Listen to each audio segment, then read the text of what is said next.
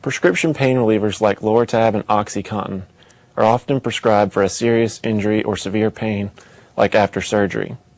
A lot of teens have heard that they can get a free high by taking these from the medicine cabinet. This is dangerous because these drugs can cause difficulty breathing and possibly lead to death.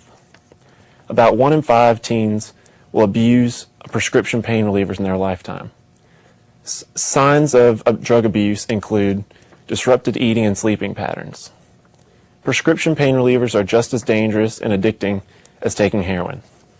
My situation started a number of years ago when I had a root canal and a tooth extracted, and the dentist prescribed some medication for me, and unfortunately it just wasn't doing it for me. I was just aching. It was real bad. And one of my friends, Greg, he happened to come over and saw how rough I was looking, and he happened to remember that his dad had had some back surgery a while ago and had some extra pills of Oxycontin, and he happened to bring one of those by and gave it to me, and I gotta admit, within a couple hours I felt a lot better, and in fact the pain was gone, and I felt this, kind of feeling that I'd never felt before. I just kind of felt invigorated and just this, almost indestructible feeling.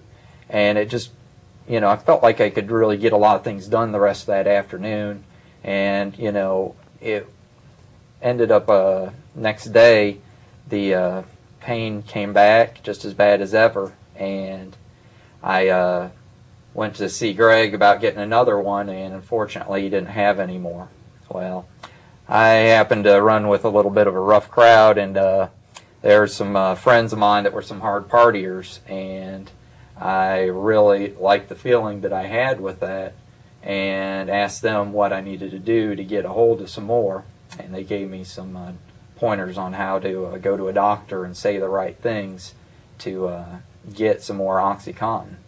So I went into a doctor's office, read the lines, and I got a prescription written for it. And starting off, I took it the way the doctor had written it for me, which was twice a day. But soon I wasn't within about a week, I wasn't feeling the same buzz that I did that first time I took it. So then I started taking 3 a day, and then next week I was taking 4 a day, and literally prescription was for like for a month, and by then, by the 3rd week, I was already out because I was trying to chase that high. And at that point, I had to go to yet another doctor, and you do those lines again to try to get another prescription. Well, into that 2nd month, a lot of things started to change pretty radically. My family and friends started to notice that I wasn't going to school.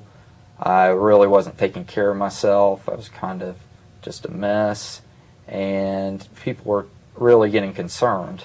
And even my girlfriend, she confronted me and found out about the prescriptions, and she kept pressing me, but all I wanted was that high.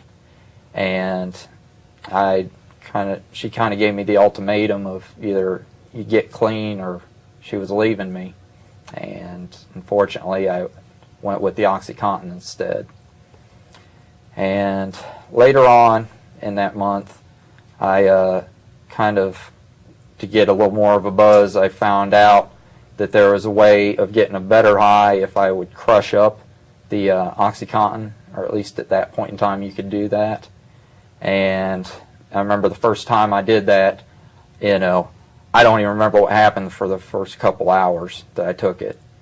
And, that's what I really went after then into that 3rd month. And I was using it so often that even those 2 prescriptions that I was getting from those doctors wasn't enough. And I was getting some off the street from other people. And one day after school, when I was in my car, I happened to crush up about 4 of them, and I literally blacked out while I was driving, and I crashed my car into a tree. The police and the EMS got there, and they happened to take me to the hospital, but when they happened to see that I had some Oxycontin there without a prescription, right after I got out of the hospital, they took me to jail for illegal possession. Wow, thank you for sharing your story, Raymond. I have a couple questions for you. First, why do you think that drug companies even make drugs like Oxycontin and Loratab and the others that we've talked about today?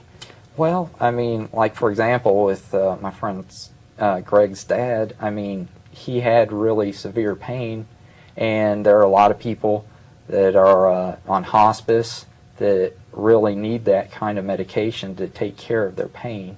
And those unique circumstances, that's where it really should be used in, a controlled manner. Thank you. My second question is, you said that you first got the Oxycontin from your friend, and it seems like, people share their medications with their friends or family all the time. After going through what you went through, what are your thoughts about sharing your prescription or non-prescription medications with friends?